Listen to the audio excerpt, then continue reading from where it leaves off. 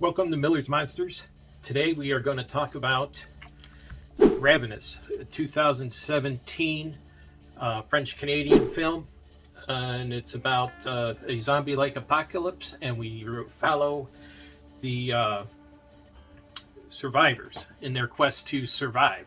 But before we talk more about the movie, please hit the subscribe, the like button, ring the bell, set yourself up for notifications so you don't miss another episode.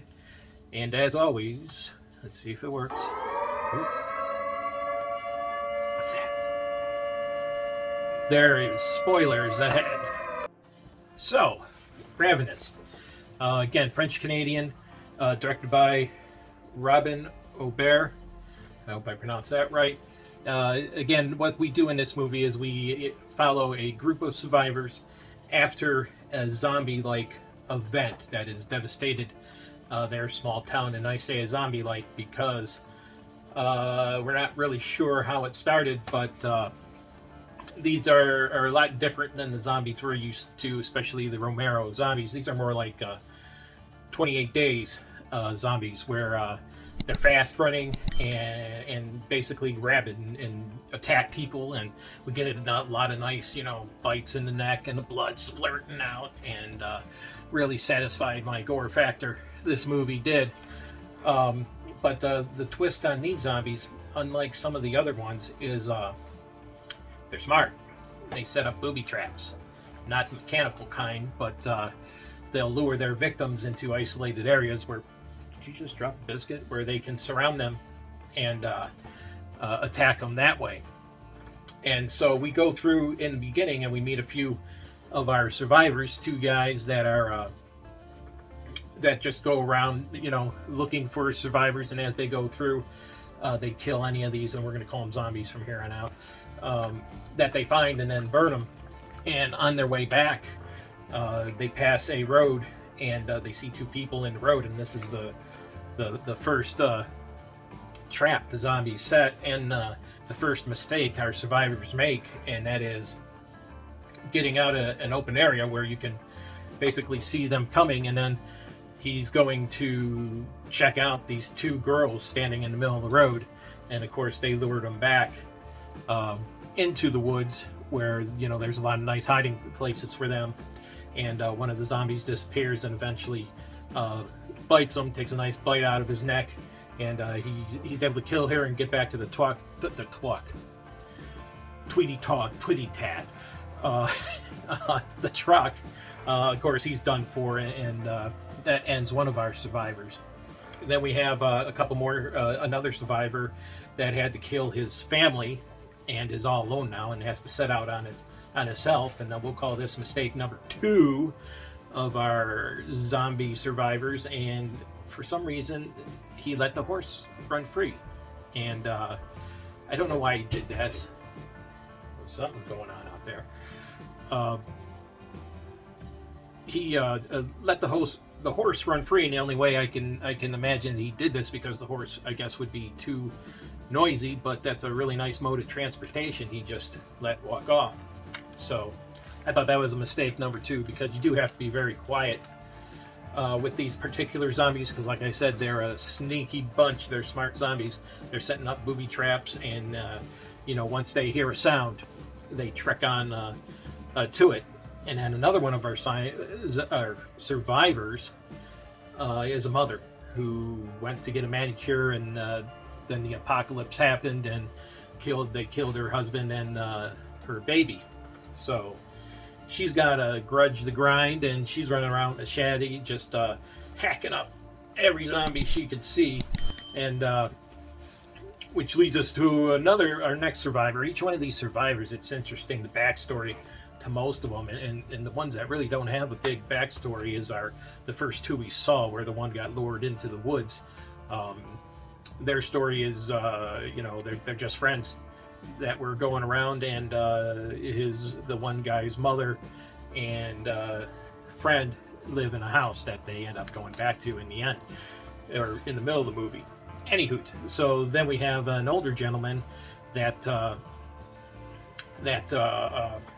had to kill his wife, and he hesitates when killing his wife and he gets bit in the leg. So that's a death sentence in the zombie world. You eventually, you're gonna expire and return as one of these creatures. And said, oh no, there's one more.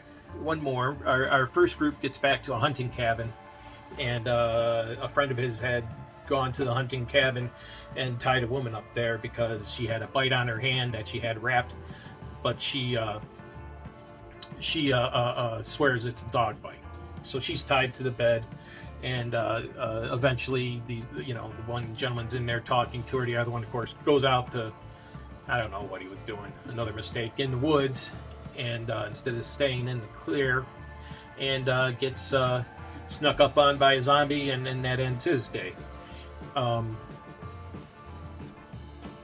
The one main cliche that we see in the beginning of this movie is how the zombie outbreak happens, and we go to a racetrack where the cars are racing, and we get to the pit, and two people are kissing, and the little girl is standing there watching them, and of course the little girl turns out to be one of the infected, and then attacks our loving couple, and that's how we imagine the outbreak started. But that's been done in so many zombie movies. I wish they might have went through a different way in doing that. But back to the mayhem and bloodshed.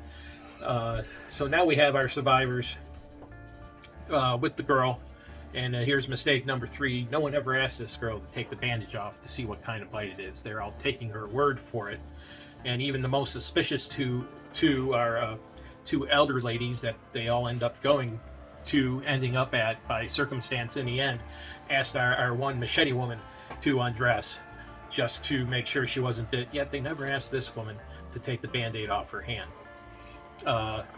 Spoiler alert, she wasn't infected, just so you know, but I found it odd that they did that. So in different ways, all our people end up at the one house occupied by the two elder ladies, and our first gentleman and our dog-bit lady get in a truck to go drive, and they don't close any of the windows. Mistake. Why am I talking like this today? I have no idea. And I'm sitting there saying, well, that's a mistake. And sure enough, they're driving by, and the zombies hear the truck and start running after them. One of the zombies jumps in the bed of the truck. Apparently they're pretty fast. And of course all the windows are open, so he gets to stick his head through the window and attack our two occupants. Luckily enough, though, there's a shotgun there, and in one spectacular scene they blow his head off. So no one dies there. That's a good thing. So running I almost forgot. I got to tell you about this one guy. Running through this whole thing, we got this one guy who keeps sneaking up on our first gentleman and surprising him. He just comes out of nowhere, it scares him. And this is a running gag through the movie. He does it 2 or 3 times, but we'll more on him later. So we get to the house, and they decide they have to try and find civilization, and on the way they pick up a little girl, and so now they got to travel through the woods and try to find this bunker they were going to. And throughout our travels, they've all joined our older man that killed the wife, the boy that let the horse run off, machete woman, and then our first 2 people all head off into the woods, and they're going to travel through the woods to get to this bunker, being as quiet as can be. And our gentleman that was bit by his wife, mistake number, what am I on, 5, 6 maybe, they let him walk at the end of the line. That's the first thing I'm going to go, is let the infected guy that is infected stand back there at the back of the line and get all zombified on me, and I don't have a clue. Well, that's exactly what happens. He all of a sudden, he gets zombified, and our young man that let the horse go free goes back to find him, who befriended the elder man. They've been traveling together, and of course our elder man has turned and bites the boy in the neck. So now he's infected. Luckily, Machete Woman comes over and dispatches of the older man, and also has to dispatch of the boy before he turns, in a very, very sad moment of the film. So we're down to just a few survivors now: 2 elder lady, the bite dog lady, little kid, and Machete Woman, and our gentleman from the beginning. and for some reason, the woman with the dog bite like has an accordion, has to carry that with her everywhere. I don't know. It comes in handy later though, and so they get to the bunker, and the bunker's pretty much empty. There's nothing in there. There's no survival food in there at all. So they decide they have to trek off again. And all through, throughout these movies, through the movie, these zombie-like creatures are just stacking things. I don't know if it's OCD or whatever, but they're just stacking things. Mounds of chairs, mounds of toys, all over the place. And so our group sets out again, and they walk into a fog-filled field with no one there, but they hear a baby cry. And, so our machete mama, who lost her baby, obviously wants to help. The baby sound goes up to the baby sound, and what we have there is a little doll with one of our zombies pulling the string and making the baby cry. It's one of those pull string toys. You know how those work. Maybe do they make those anymore? Edgar? Do they make? Edgar ain't gonna tell me. You need a pull string. We gotta get you a pull string, daggone it. So we can make you talk. And you stand up, so they want to see you, not me. Anyways, so now they know they're screwed, to put it bluntly, and they know they've been trapped. And soon enough, all the zombies sound the alarm, and they all pop up from their hiding spaces, and they surround our group. So now it's just a basic fight for survival. And what we have here is pretty unique. All these people that didn't know each other, without talking or anything, come under the same mission, and that's to save the young girl.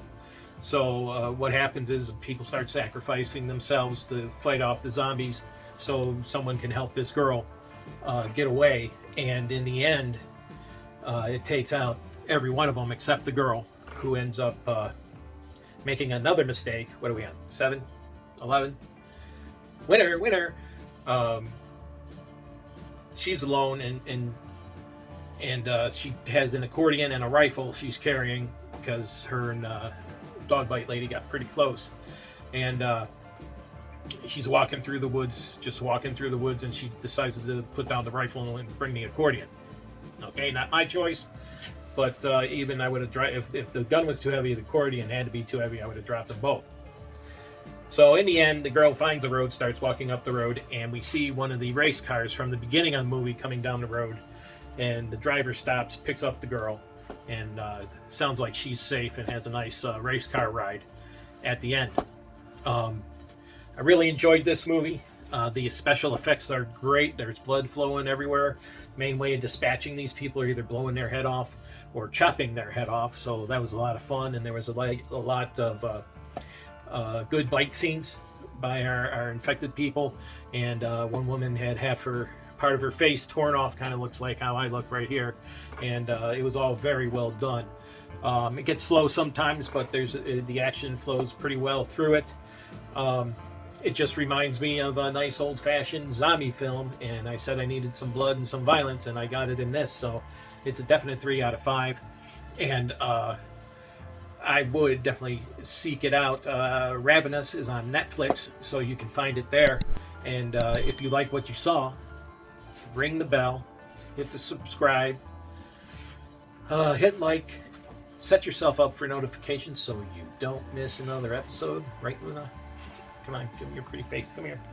Can you see? Show them? No? Okay. And tell a friend, please. I welcome your comments. Love to hear them. Any questions, put them in the comment line, and I will reply to them. Either, through text or through an email here, or a video here. So until later, see ya.